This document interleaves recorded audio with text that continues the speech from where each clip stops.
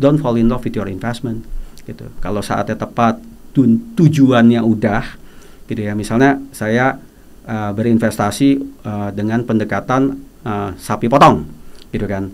Nilai apresiasi yang saya targetkan udah tercapai gitu kan. Pilihannya adalah pencet tombol sekarang atau nanti.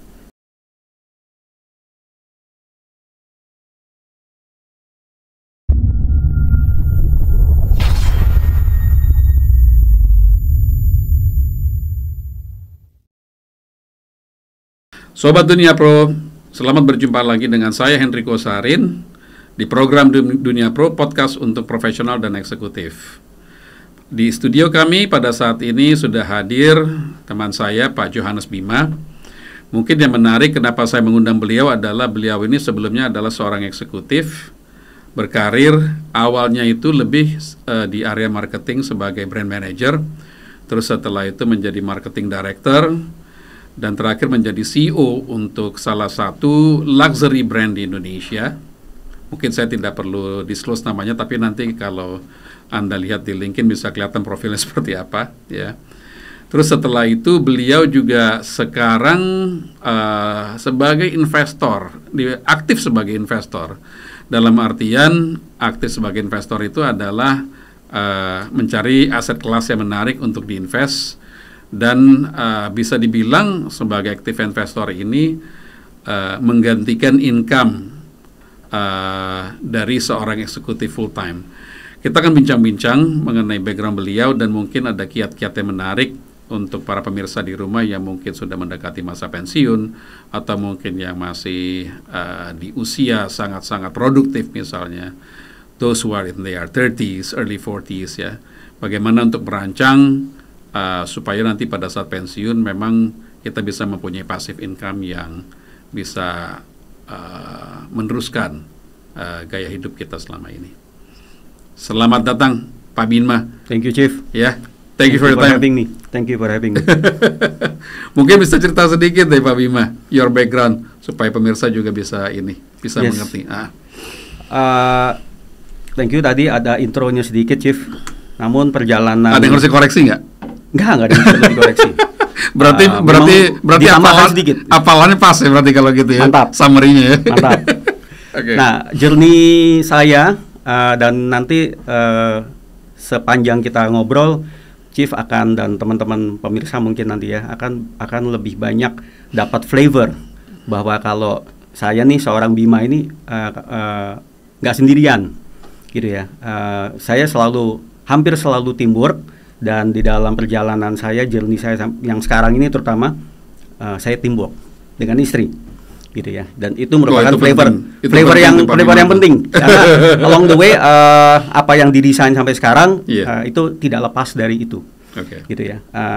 Saya memulai atau kami memulai itu sama-sama sebagai lulusan teknik arsitektur, Chief. Jadi dua-duanya? Awalnya kami ini arsitek, gitu ya. Awalnya kami arsitek, tentunya kenapa kami ambil studi tersebut, punya ketertarikan terhadap keindahan-keindahan dan aktivitas membangun, gitu ya. Nah, nanti along the way, kata membangunnya itu, gitu ya, mewarnai jalan hidup kami. Nah, tapi kami lulus di waktu yang sangat tepat, dalam tanda petik. Kami lulus itu wisuda awal 1998. Jadi segera setelah kerusuhan, terus habis itu krisis ekonomi ya, krisis moneter di Indonesia ya. Saat itu terasa banget lah, yang namanya madesu, masa depan suram tuh berasa sekali. Oh iya, tell me about it. Waktu itu Indonesia tuh kayak Jakarta aja gelap ya waktu itu. Suram banget. Kita jalan malam tuh kayaknya gelap gitu kan, ya kan? Benar. Itu susah banget membangun suatu optimisme, apalagi kami baru akan mau mulai. Belum mulai, baru mau akan mulai. Kami punya profil-profil di dalam kepala. Oh, senior-senior kami yang sukses sebagai arsitek, ada yang masuk journey-nya itu adalah sebagai arsitek mandiri, ada yang bekerja ke perusahaan besar, misalnya Ciputra dan lain sebagainya. Kami berdua waktu itu mencanangkan, yuk kita bekerja dulu, gitu kan? Kita bekerja dulu, membangun kemampuannya, membangun skill setnya, membangun networknya, membangun pengertiannya dan lain sebagainya. Impian itu runtuh, gitu ya, nggak bisa nih. Kami udah coba, by the way, sebelum lulus pun kami udah biasa untuk meroyek istilahnya ya, cari pendapatan dari apa yang kami pelajari, gitu ya, mulai dari proyek kepada senior, kepada dosen. Akhirnya kami pernah bekerja di salah satu developer di Bandung. Kami dulu lulusan Unpar, Parahyangan. Nah, pada saat terjadi krisis motor memang sulit sekali. Senior-senior kami yang kami look up, mereka kena PHK. Mau tanya siapa pada saat itu, gitu kan ya. Akhirnya terus terang keluargalah support system kami. Saya kembali ke ayah saya bilang terus terang, sejujurnya saya harus give up nih, Pak, karena belum menemukan jalan, dipaksakan mungkin malah sesat. Saya bilang gitu kan. Boleh nggak saya dibantu sekali lagi untuk kembali ke kuliah?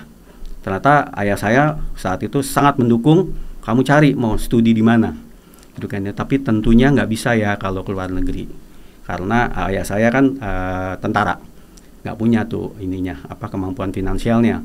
Saya bilang nggak masalah, nanti saya cari. Tapi saya beruntung saat itu, jadi saya ambil studi di IPMI, yang mana dual degree dengan Monash University waktu itu.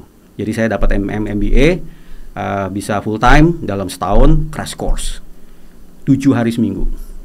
Kalau perlu nginep di kampus karena mereka kasih makan pagi, siang, malam, facility semua ada. Jadi saya pikir saya adalah tahun berapa itu, Pak? 98, Pak. Oke. Saya class of July 98, saya selesai 99, satu tahun. Nah, itu crash course. Saya yang tadinya bayangkan belajarnya arsitektur ya, Chief. Saya harus belajar yang namanya accounting lagi, saya harus belajar yang namanya management, marketing, and so forth. Beruntungnya saya adalah karena dual degree dengan Monash University, Monash kirim profesornya ke Jakarta. Biaya rupiah, dapat benefit dollar, gitu ya. Profesor kelas Monash, 8 profesor terbang ke Jakarta. I was so lucky. Istri saya ke Prasetya Mulia, ambil finance. Saya ambil marketing management. Singkat cerita, setahun itu benar-benar adalah crash course. Saya belajar bagaimana mereskilling saya punya semuanya, gitu ya, skill set dan lain sebagainya, semuanya. Saya harus belajar hampir dari nol lagi. Dan kelas yang berisikan para professionals di kelas. Age difference-nya cukup jauh. Saya 24, yang paling senior adalah 44-45. Ex-CFO salah satu grup grup besar di Indonesia. Jadi saya banyak belajar dari yang umurnya dekat tapi sudah kerja di KPMG, kerja di mana dan lain sebagainya, sampai kepada bapak ini yang ex-CFO salah satu grup. 1 tahun itu sangat bernilai. Nah, saya dari sana saya punya mindset yang berbeda. Saya belajar banyak sekali macam dapat banyak mentor juga, gitu ya. Dan itu kesempatan saya juga banyak tukar pikiran sama ayah saya juga, gitu ya. Singkat cerita, saya pivot, gitu ya. Dari situ saya masuk ke FMCG, multi bintang. 9 tahun saya bertahan di situ supaya saya belajar. Saya pikir saya mau jadi spesialis di situ, gitu ya. Saya belajar di situ, ingin menjadi spesialis adalah seorang marketer.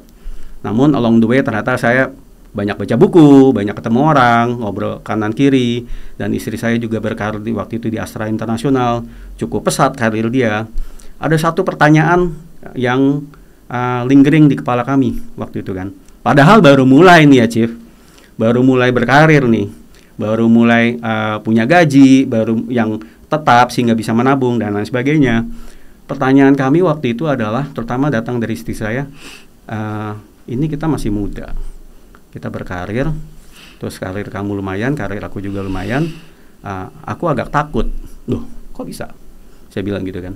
Iya nih, gimana kalau misalnya ternyata di Astra aku disuruh gantiin si bos-bos ini nih, gitu kan ya.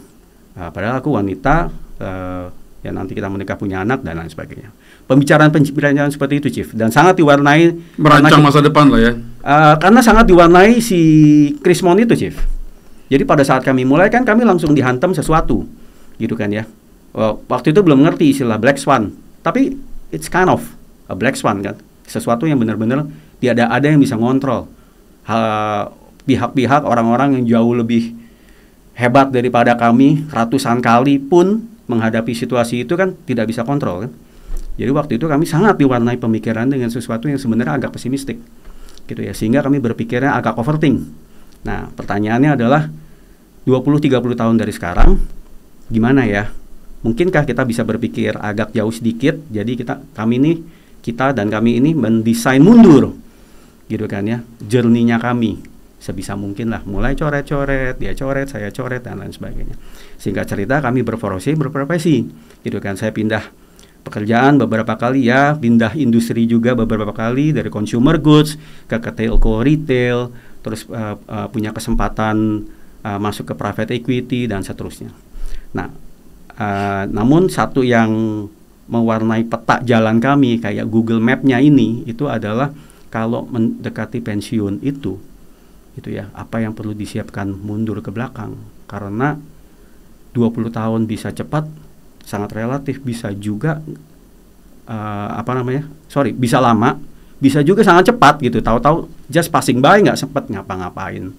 Nah, saat itu memang cukup awal, tahun 99 baru mulai kerja, tahun 2000 ayah saya ada hasil mencicil beliau, ada satu rumah di sekitar Cibubur. Terus beliau bilang, kamu belajar deh ngurusin itu rumah sekalian, papa sih bolak-balik capek ya, coba kamu yang urus, sewain belajar jadi landlord, hasilnya kamu yang pakai, rumahnya emang rumah papa tapi hasilnya kamu yang pakai. Nah, kamu pakai deh buat belajar juga. Buat saya tuh kesempatan luar biasa. Saya pelajari lah bagaimana menjadi landlord yang baiklah kira-kira gitu ya, bagaimana menyiapkan, bagaimana berurusan sama real estate agent dan lain sebagainya, bagaimana mempromosikan, bagaimana mendapatkan pasarannya berapa sih dan lain sebagainya. Saya belajar dari situ satu rumah, dan saya waktu itu bisa mendapatkan imbal hasil kira-kira 10-11% per tahun dari nilai belinya ya, dari nilai perolehan. Nah, itu kita keep dulu. Which is sebuah industry standard mungkin ya kalau untuk properti. Itu ya. Saat itu standar waktu kira-kira ya? Cukup standar. Oke. Nah, kita keep dulu nanti karena kalau kita fast forward, itu adalah hal yang dinamis tuh di area ini, yaitu adalah bagaimana imbal hasil itu naik turun, mostly biasanya turun, gitu ya. Dan itu mewarnai perjalanan kami juga untuk selalu upskilling dan reskilling, Chief, gitu ya. Mungkin itu untuk intro kita segitulah kira-kira ya. Mungkin Chief ada yang mau digali lebih dalam nih. Kalau ini kita bicara mengenai apa ya, kalau rental property itu kan passive income ya.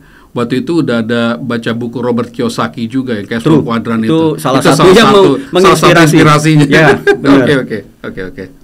Ya. Pertanyaannya gimana, Chief? Enggak, silakan. Oke. Ya, Chief bener banget.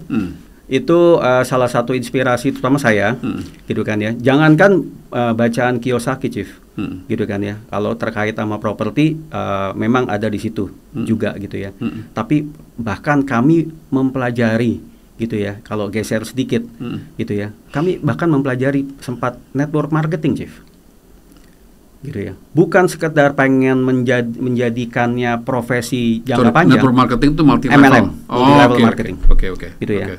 Tapi setiap jenis bisnis lah katakannya gitu ya, membawa di dalamnya itu ya pembelajaran yang baik. Jadi kita harapan saya, siapapun yang melakukan bisnis apapun gitu ya, jangan lihat duitnya, gitu kan ya. Duitnya tuh jadi bonus gitu. Tapi di situ ada proses, ada journey, kita lihat tujuannya.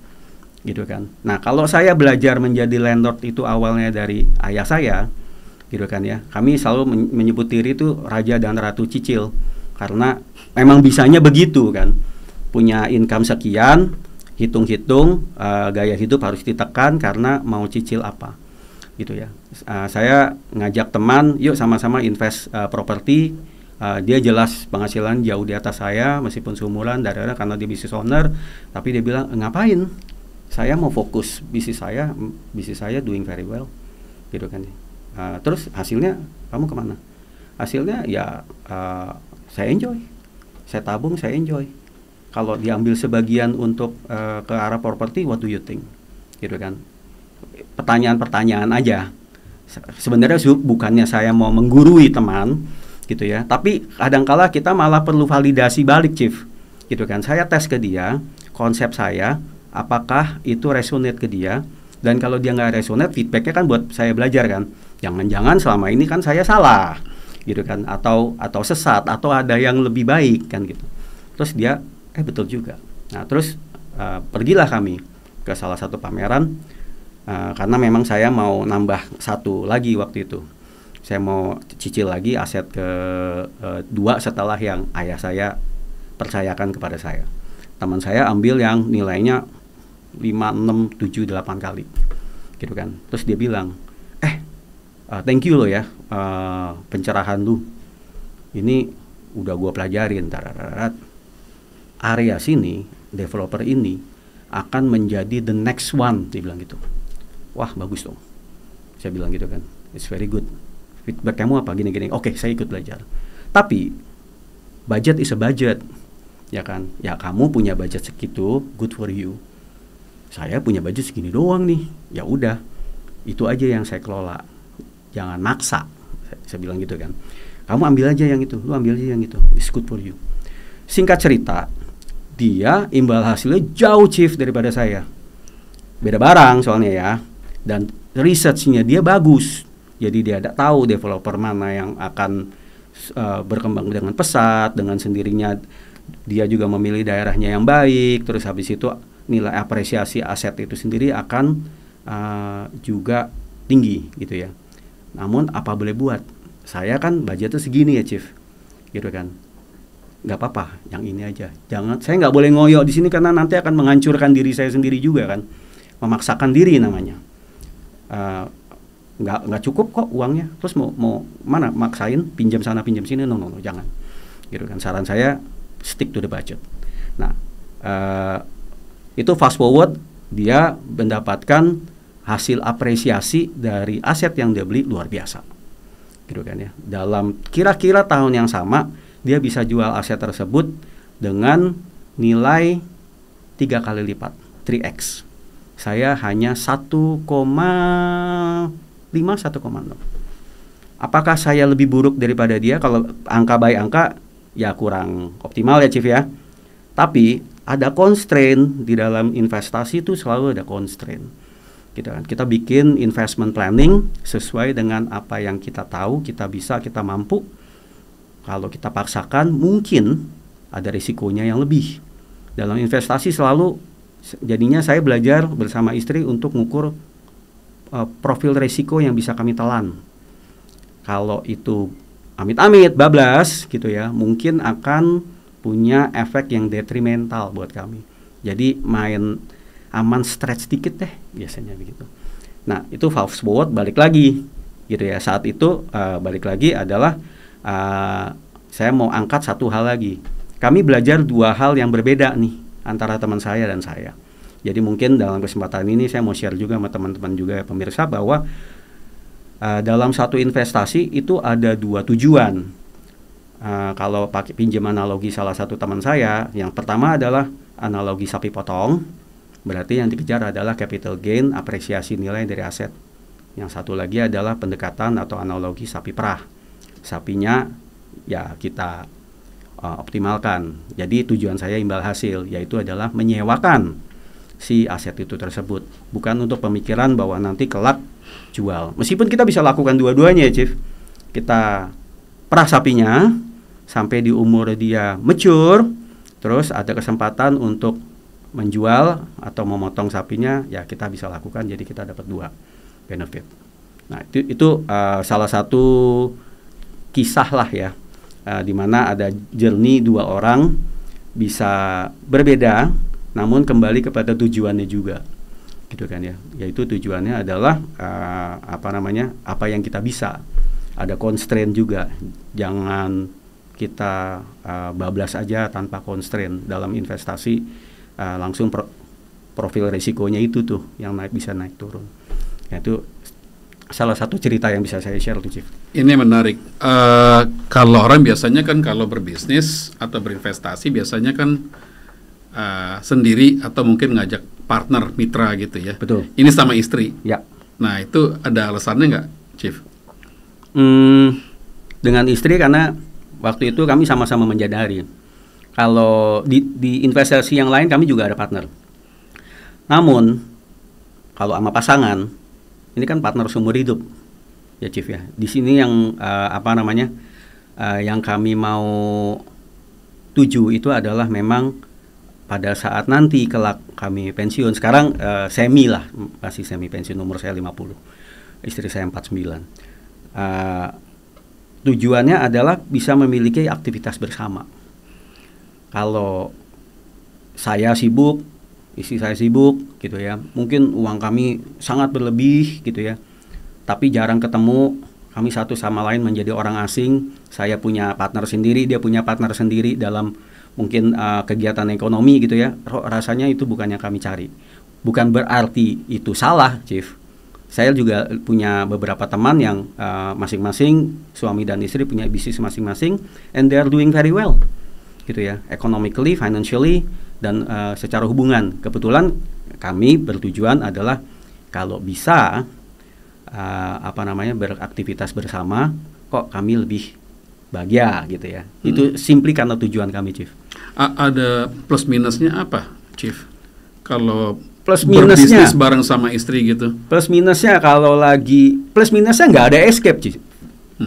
Gitu ya. Kita bekerja di kantor mungkin kan ada BT-BT-nya, Chief ya. Pulang kita bilang escape, di rumah tuh adalah escape, atau vice versa. Di rumahnya lagi mumet gitu ya. Udah saya ke kantor aja deh. Karena di kantor menjadi escape, atau saya ke komunitas hobi saya aja deh. Karena itu menjadi escape. Kalau bersama itu ya memang sudah dengan pemikiran bahwa ya itu hilanglah escape-nya gitu kan, karena bareng gitu. Kalau lagi bete-betean gitu ya, kamu sih salah tuh kemarin kontraknya, Nah itu agak susah, istilahnya mengkompartmentalize gitu kan ya. Hubungan suami istri sebagai partner di kompartmentalize itu agak susah sih. Itu salah satu potensial drawback-nya. Oke. Tapi mungkin lebih banyak waktu untuk membahas investasi bersama ya, mungkin ya, berarti kalau gitu ya. Memang karena udah menjadi tujuan, proses itu menyenangkan buat kami. Gitu ya, prosesnya menyenangkan. Tapi namanya juga manusia, Chief ya. Gitu kan. Belum lagi karakter masing-masing kan beda. Kami sama-sama introvert, saya INFJ, istri saya INTJ. Ini di dunia introvert gitu ya. Keduanya adalah berkarakter agak unik gitu. Nah, kami jadi memang belajar untuk bisa belajar untuk gak baper deh. Gitu ya. Itu dulu aja kayaknya yang paling simple. Karena gampang banget kan kesulut. Kok kamu ngomongnya tone-nya naik sih? Misalkan gitu ya, Chief ya. Ini seolah-olah kayak receh. Kalau kita bicara mengenai pasangan hidup, seolah-olah nih topik-topik kayak receh nih, Chief. Tapi nyata dan kalau journey-nya kami bukan berarti paling tahu atau apa ya, Chief ya. Kami masih belajar, tapi worth it, Chief gitu. Kalau buat kami ya, Chief, karena tujuannya kan memang pengen bareng lebih banyak gitu kan. Gitu. Dan kalau kita sharing ini sama pemirsa di rumah, saya yakin juga akan resonating dengan banyak couple ya. Karena kan banyak couple di luar sana gitu kan. Ada yang cocok bicara mengenai masalah bisnis, ada yang enggak gitu. Ada yang juga jadi ribut gitu kan gara-gara masalah bisnis gitu kan. Jadi ya mungkin perspektif baru kali ya, Chief ya gitu ya. Gambaran lah gitu. Benar, saya juga belajar bahwa banyak. It's doable juga gitu. Nah, kata kuncinya kalau di investasi yang berikutnya kan diversifikasi nih, Chief. Gitu ya. Meskipun kalau kata Warren Buffett gitu ya, diversifikasi itu untuk orang yang tidak terlalu ngerti. Kalau orang yang ngerti banget satu bidang, dia akan double down di bidang tersebut, hajar pol-polan sampai optimal, gitu kan ya. Namun kami menyadari juga bahwa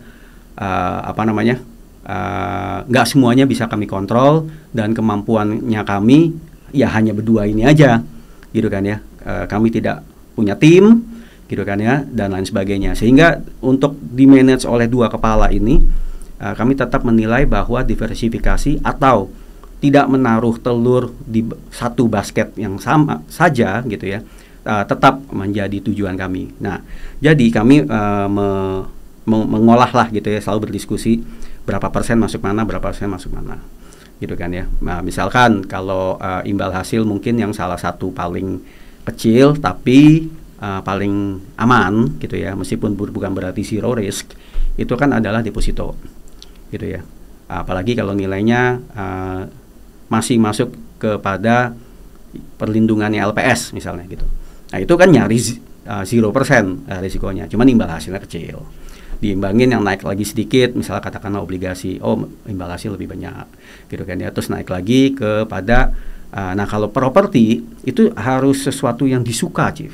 Menjadi landlord itu bukan untuk semua orang, gitu kan ya. Memanage-nya berhadapan dengan tenant. Kalau kayak kami pakai platform, emang nggak ketemu tenant, gitu. Tapi memanage si platformnya kan tetap ketemu orang, gitu kan ya. Kalau tidak suka berinterface dengan orang lain, gitu ya, mungkin ya jangan masuk ke properti, karena itu banyak berurusan dengan orang.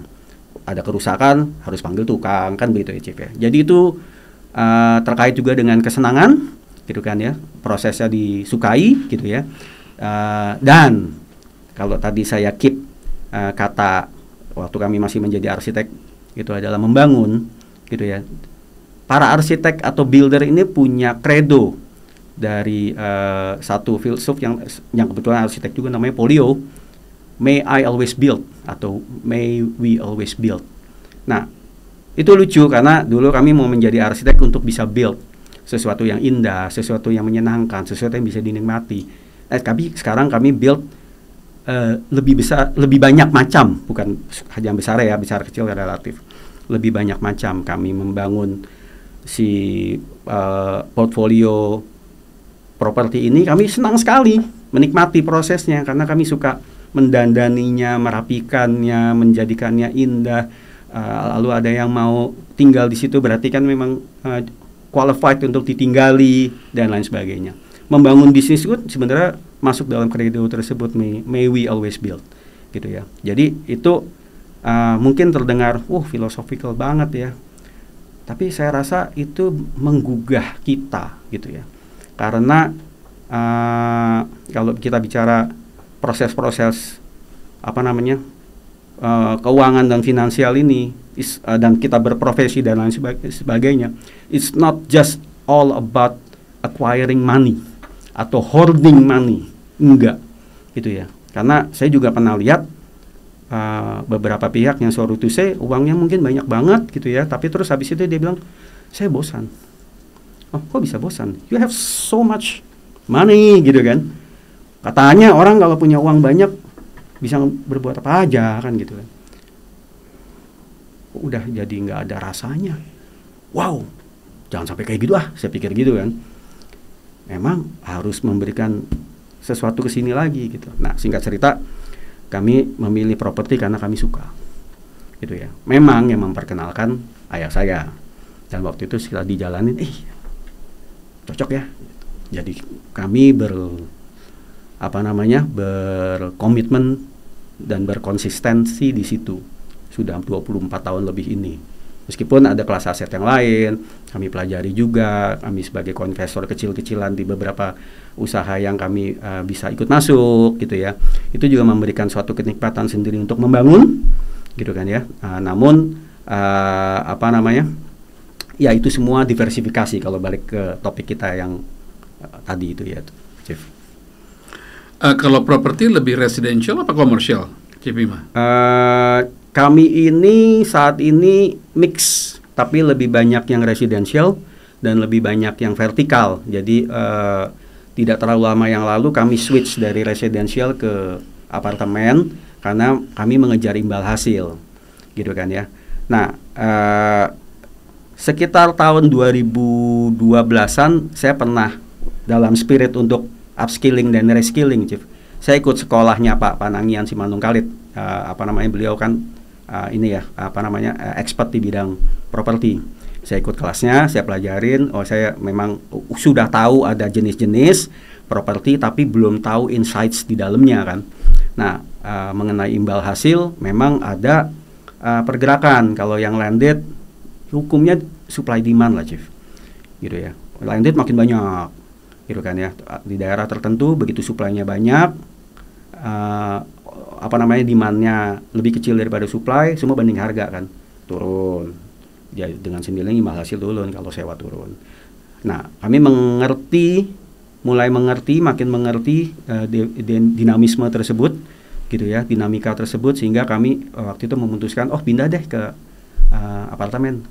Kami tahu bahwa kalau apartemen itu komponen biayanya, Chief, yang pasti selalu ada dua sisi ya. Komponen biayanya, biaya perawatannya mantap, gitu kan. Ada sangkos, ada IPL yang jauh lebih tinggi daripada landed house, gitu kan ya. Betul. Dan lain sebagainya, gitu kan. Nah, terus sama seperti landed house, begitu 1, 2, 3 bangun, gitu kan ya. Terus semua developer juga lihat, buat kami ada imbal hasil juga kan, gitu kan. Bangun apartemen lebih untung loh daripada landed. Saya pernah dengar begitu dari teman yang kerja di developer.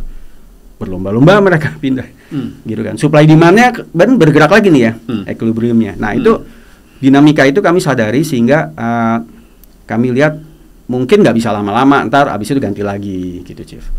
Ini mesti muter terus gitu ya, pelajarin lagi. Tetap kalau istri saya punya istilah namanya staying in the game, gitu kan ya. Kalau dia lebih banyak yang di capital market, gitu ya, dia pelajari bagaimana staying in the game, gitu kan. Properti kami bersama, kami pelajari bagaimana staying in the game buat properti, gitu kan. Nah, bisnis koinvestasi kami bersama. Nah, ini tapi cukup baru, jadi kami lagi pelajari juga bagaimana staying in the game di dalam koinvestasi bisnis, gitu ya, Chief. Tapi semua ini saya ada satu disclaimer, Chief. Oke. Semua ini kesannya kan kayaknya gimana ya, Chief ya? Wow, banyak aset kelas dan lain sebagainya. Kita nggak bicara mengenai value ya, Chief ya. Kalau ngomong asset under management ya, kami ini kelasnya masih mom and pop. Truthfully masih mom and pop. Namun sedikit banyak menghidupi kami. Kami sudah bisa men-shift, belum semua.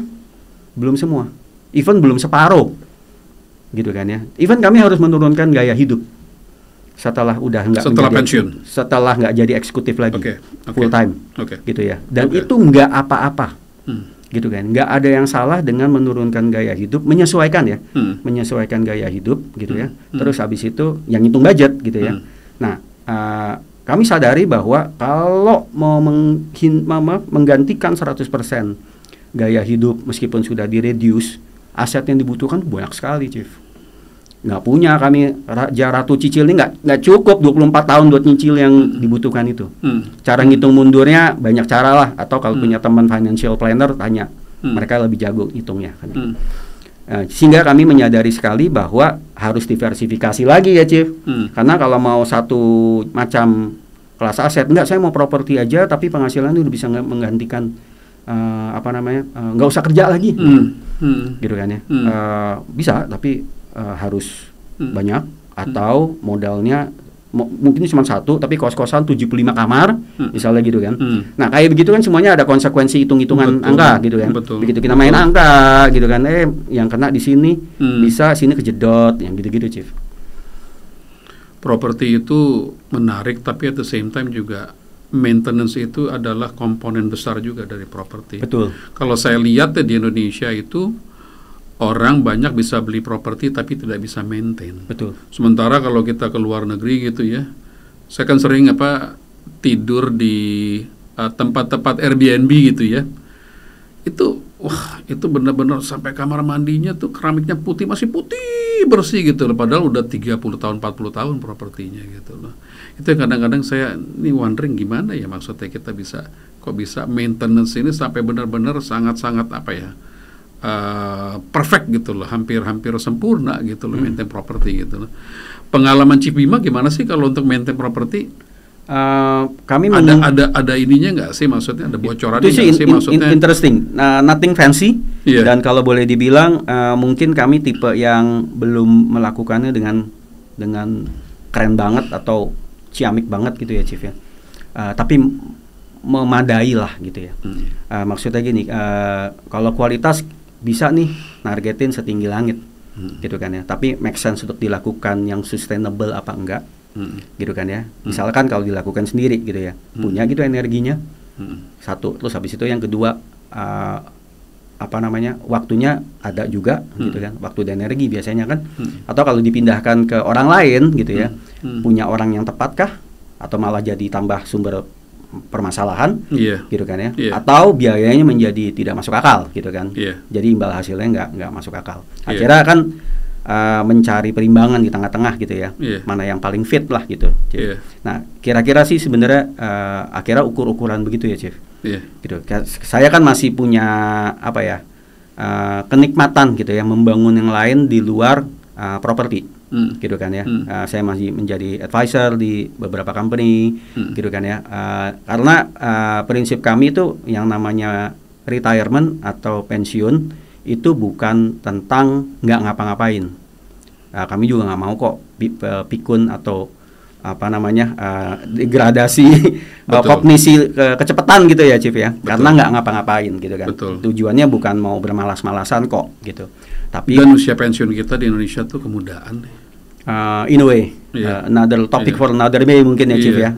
Kalau saya nggak keliru, Singapura, tetangga kita Singapura udah mulai mau menaikkan sampai 70. Sampai 65 atau 70 Chief? 70 ya? Mereka bilang ada istilahnya re-employment-nya sampai 70.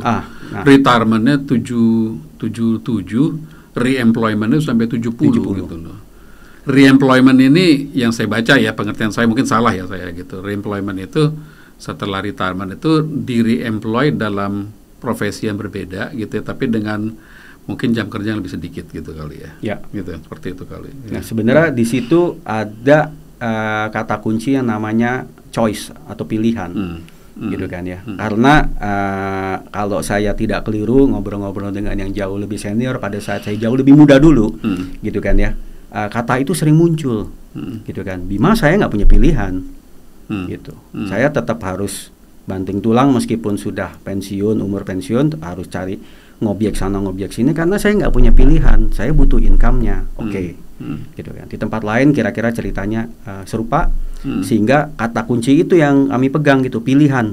Pengennya punya pilihan nih Chief, jangan terpaksa, gitu kan ya. Gitu.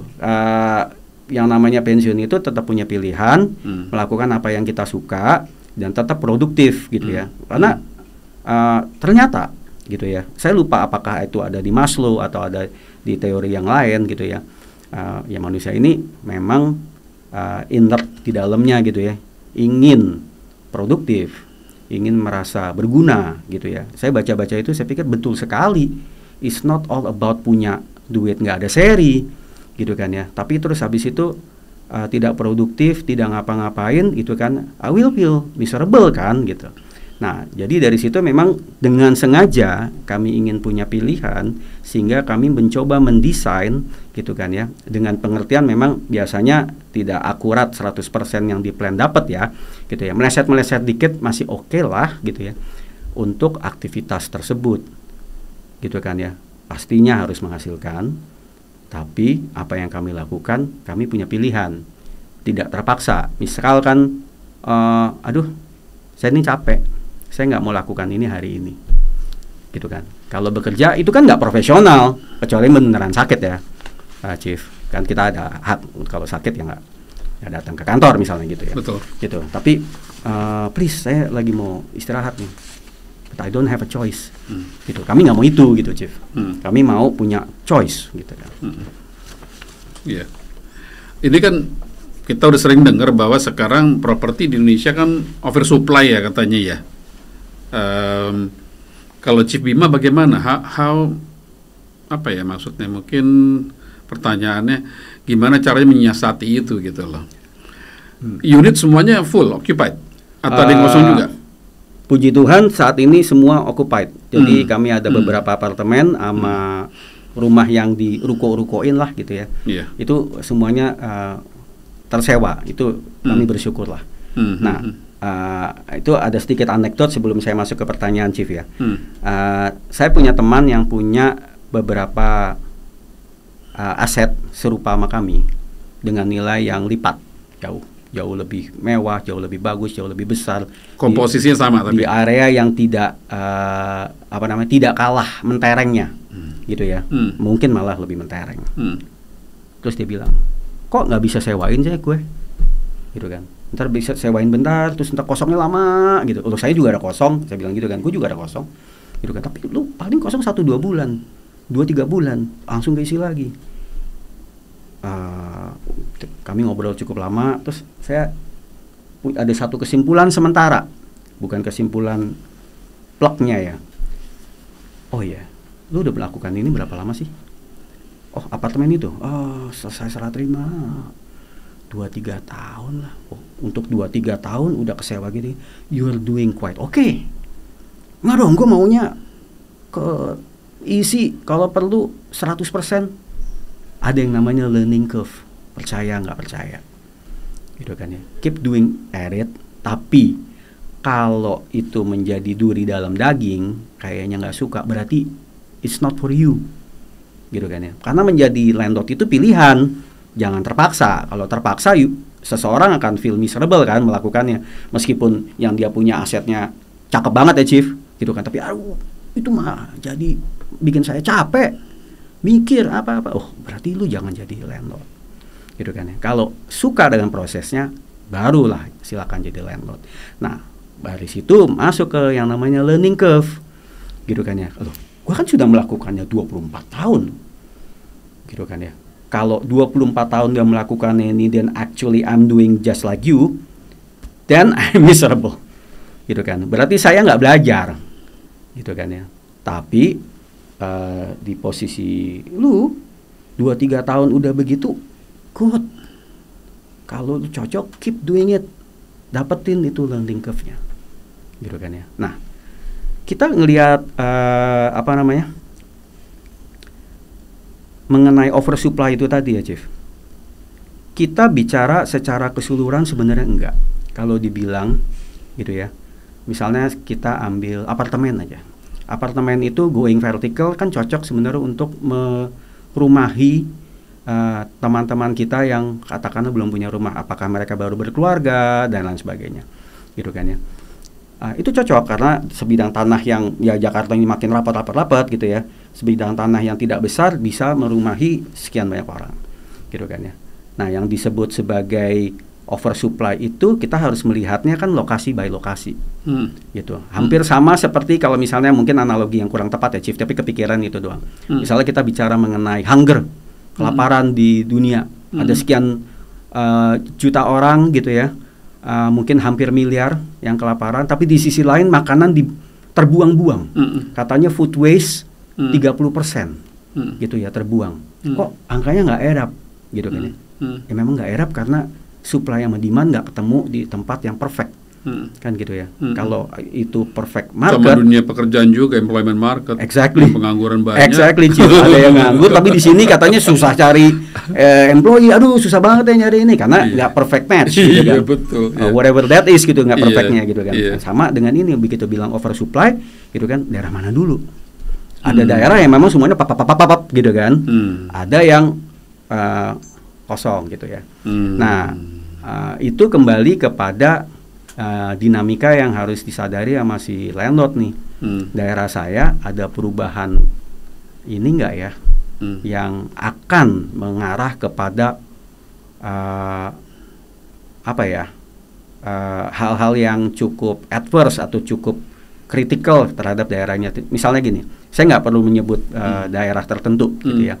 Tapi sekian puluh tahun yang lalu kalau kita lewat daerah situ, dia vibrant sekali, bisnis jalan, ramai gitu. Tapi sekarang kosong, dijual nggak ada yang beli, agak-agak kumuh, gitu kan ya. Itu kan sebenarnya ada equilibrium di daerah tersebut, gitu ya, mengubah profil tempatnya secara masif. Itu contoh ekstrim lah, gitu ya. Tapi yang lebih kurang ekstrimnya itu adalah yaitu tadi apa namanya, traffic turun. Mall pun kan ada yang begitu ya, dulu rame terus sekarang trafficnya turun gitu ya, terus penyewa pindah, yang punya mall pusing gitu kan, aduh kok kosong gitu kan. Nah itu dinamika yang perlu dicermati sama si landlord. Aduh kayaknya it's time to move on. Selama ini masih bisa saya jual dulu deh. Gitu kan. Nah, mungkin ada orang yang bilang, belum matang. Tapi akhirnya at the end of the day kan itu accountability-nya si pemilik gitu ya. Yang mana dia harus sering datengin terus rasa bahwa nah. Mungkin ini udah saatnya saya lego dan pindahkan ke tempat lain misal gitu. Gitu. Bisa aja salah. Saya dulu pernah landed house jual kecepatan karena saya ngerasa wah ini nggak kemana-mana nih. Si developernya, ternyata developernya dibeli developer yang jauh lebih besar. Sekarang maju gitu kan. Saya jual kecepatan gitu. Itu ada pengalaman itu juga. And it's okay. Berarti journey-nya itu kan saya secara sadar berusaha memproses gitu kan ya pasar dan saya mengambil keputusan gitu kan. Masih lebih mending kita choice, kita yang pencet tombolnya kan, bukan orang lain yang mencetin buat kita gitu. Misalnya kita nggak mau pencet-pencet, kita procrastinate gitu kan, tarsok gitu ya, entar deh I cannot deal with this decision now gitu kan. Lupa 5-10 tahun terus tiba-tiba daerahnya jauh sekarang oke, saya mau jual, siapa yang mau beli misalkan gitu kan. Gitu, my option is out, udah nggak punya option gitu kan. I cannot choose karena sesuatu udah kondisi yang lebih besar daripada kita men-choose gitu ya, memilih buat kita gitu, bukan kita yang pencet tombol. Harapannya saya atau targetnya saya dan kami ini sama istri saya adalah kami tetap harus aware, baca dinamika, selalu ada di lapangan in a way, meminjam istilah manajemen Jepang tuh genba kalau nggak salah ya Pak ya. Jadi harus selalu on location katanya, gitu kan ya. Karena begitu duduk di lokasi, then you can have the feel gitu kan. Oh ya, ini masih vibrant banget. I'm gonna stay. Atau ini getting somewhere yang kok kayaknya saya harus pelajarin lebih banyak. Keliling saya tanya-tanya. Gitu kan. Tanya sama tenant, tanya sama yang dagang gitu kan. Gitu kan. Kalau mulai ada gelagat-gelagat, tanya deh. Kalau kita jual harganya berapa? Gitu, nothing is perfect. Tapi journey kami selama ini net kami tetap earn gitu ya.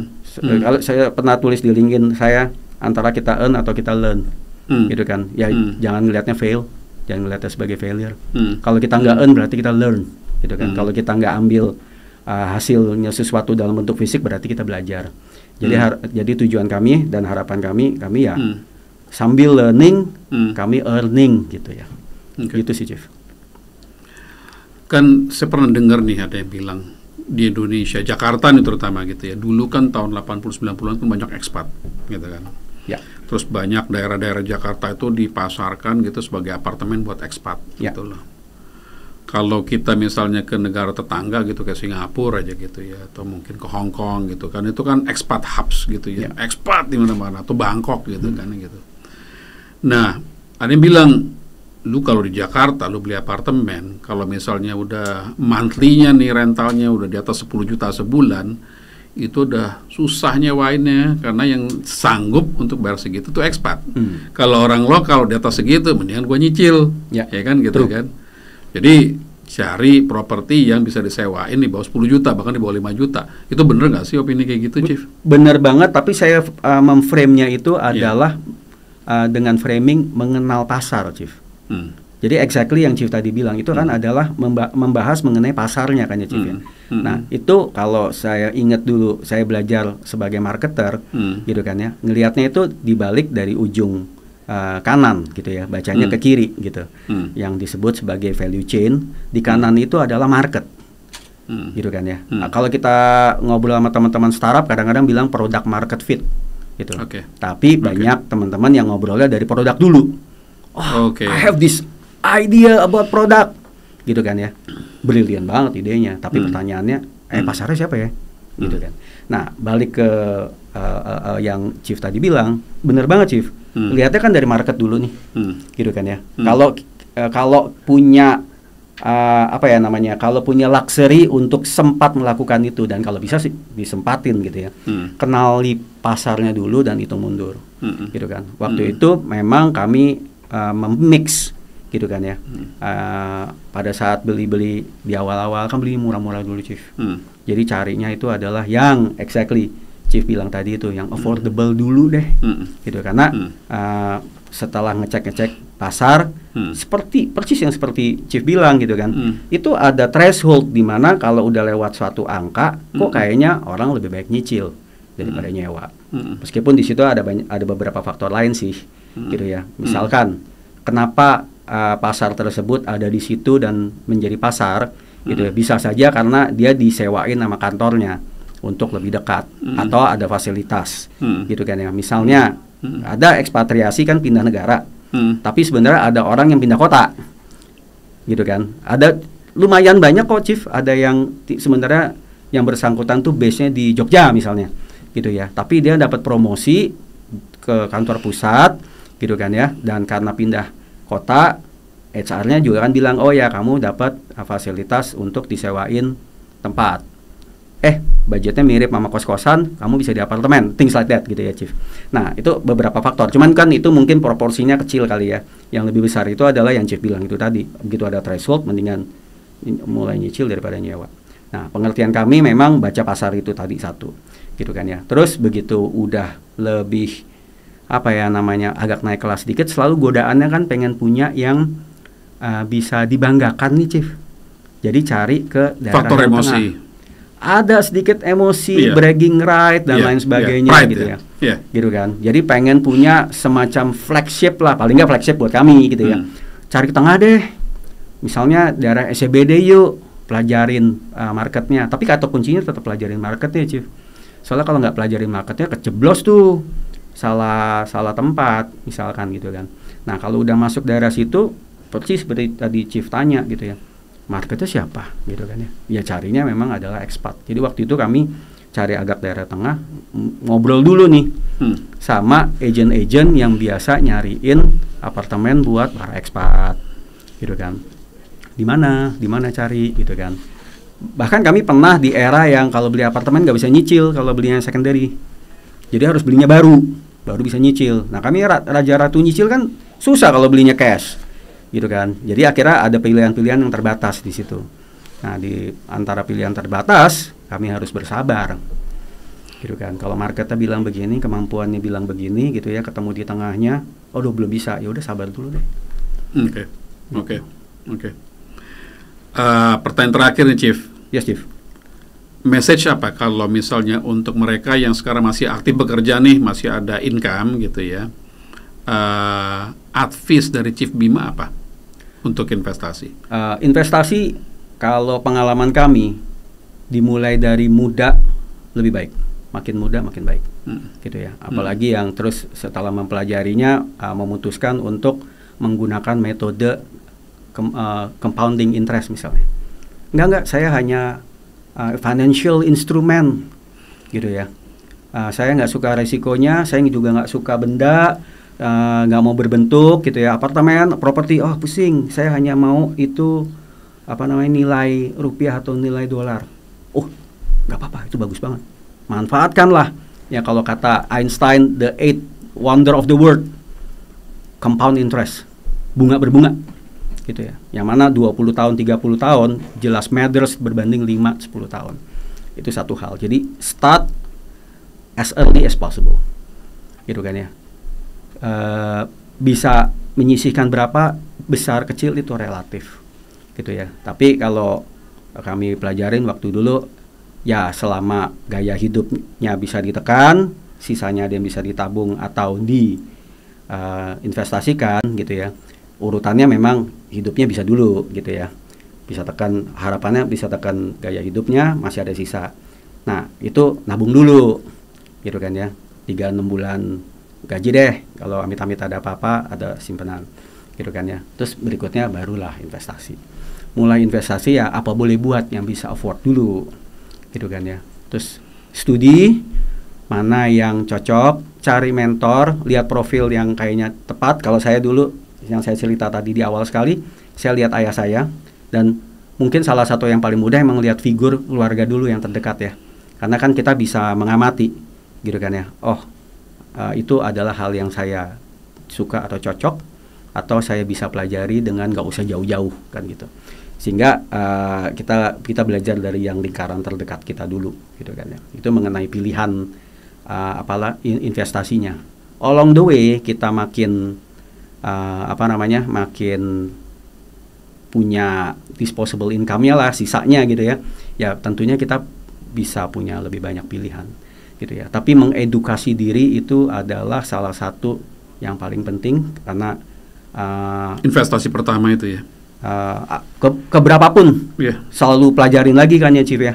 Jadi mengedukasi diri, mempelajari gitu ya. Itu adalah aktivitas yang nggak boleh berhenti dan harus terus Chief, karena dunianya kan berubah gitu ya. Nah mungkin ada satu yang agak agak unorthodox gitu ya, suka dilupa. Itu adalah jangan pernah jatuh cinta sama investasi kita Chief. Karena seharusnya kan dia bantu kita gitu kan. Ini kan bukan pet gitu kan. Oh saya sayang sama anjing saya atau kucing saya nih, kalau bisa forever kamu ya ikut saya gitu. Kalau investasi baiknya nggak gitu. Karena seharusnya dia quote and quote bekerja untuk kita gitu kan ya. Choice-nya di kita gitu, apa yang kita mau gitu ya. Bisa saja kita menemukan satu investasi yang terus cakep banget gitu ya, kita nggak mau let go. Ya, it's choice gitu, itu pilihan juga, nggak apa-apa. Tapi kalau di yang kami diajari gitu ya, don't fall in love with your investment gitu. Kalau saatnya tepat, tujuannya udah gitu ya. Misalnya saya berinvestasi dengan pendekatan sapi potong gitu kan. Nilai apresiasi yang saya targetkan udah tercapai gitu kan. Pilihannya adalah pencet tombol sekarang atau nanti gitu. Nggak apa-apa, tapi bikin educated choice pada saat tersebut. Tapi kalau yang tidak disarankan itu tadi, ternyata saya suka banget nih sama yang saya invest ini, udah deh, I will keep forever. Nah itu yang dangerous, karena dinamika tiba-tiba dia tidak menjadi materi investasi lagi, tapi menjadi liabilities, nggak menjadi aset tapi menjadi liabilities. Mungkin kita udah hilang waktunya untuk pencet tombol dan tidak menjadi choice kita lagi gitu Chief. Oke. Itu powerful last message. Thank you Chief. Thank you Chief Bima. Thank you. Terima kasih waktunya ya. Sama-sama. Semoga pemirsa di rumah akan terinspirasi dengan tips-tips mengenai investasi. Semoga membantu. Pemilihan aset dan sebagainya gitu loh. Semoga membantu. Thank you for your time Chief Bima. Yes. Thank you Chief. Terima kasih pemirsa di rumah.